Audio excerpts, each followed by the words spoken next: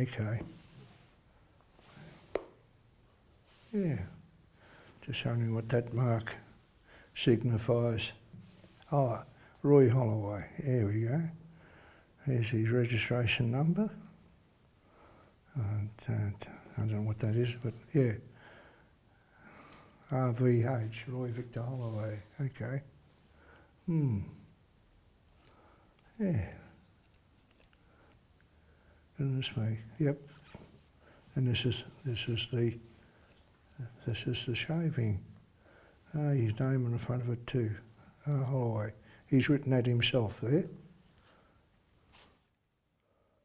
And here's the razor. Fancy that. Look at that.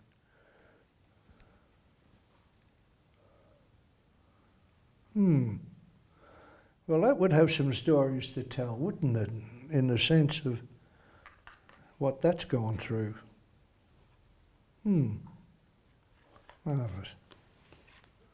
So you recognise your father's writing, handwriting? I can, yes. That's my dad's writing. Yep.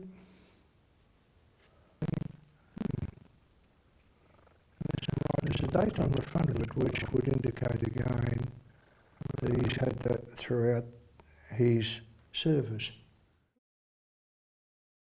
I knew him, I didn't know him. I never asked him about his war experiences. And as you might realise, talking to other people today, returned servicemen didn't talk about those days. I've got my theories about why, but I think one of the things was it was just too terrible to relate and tell people about, and particularly telling families about it. His mum died when he was 10 years of age. His father was a gold prospector without much luck. So he grew up with members of other families, not his immediate family, in many respects. So there wasn't that family camaraderie that we could talk to each other about. So that made it difficult to again get to understand and know my dad and what he might have gone through. He joined in 1914, September 1914. He was one of the early draft. In fact, his service number was 327. So he was one of the early. He joined unbeknownst to his father, and when his father found out, he sent one of his sons to Melbourne to bring Dad home, and Roy said, "I'm not going home. I'm not a quitter, I'm staying," and so he did. They landed in Egypt and spent some time training in the desert, and then they got the feeling that they were being sent somewhere else, and it wasn't to be the Western Front.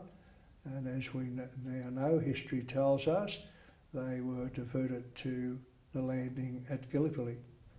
And of course that took place in 1915. So it wasn't that long after they enlisted, and not much training at all. So again, they weren't really prepared for the sort of war that they found themselves in.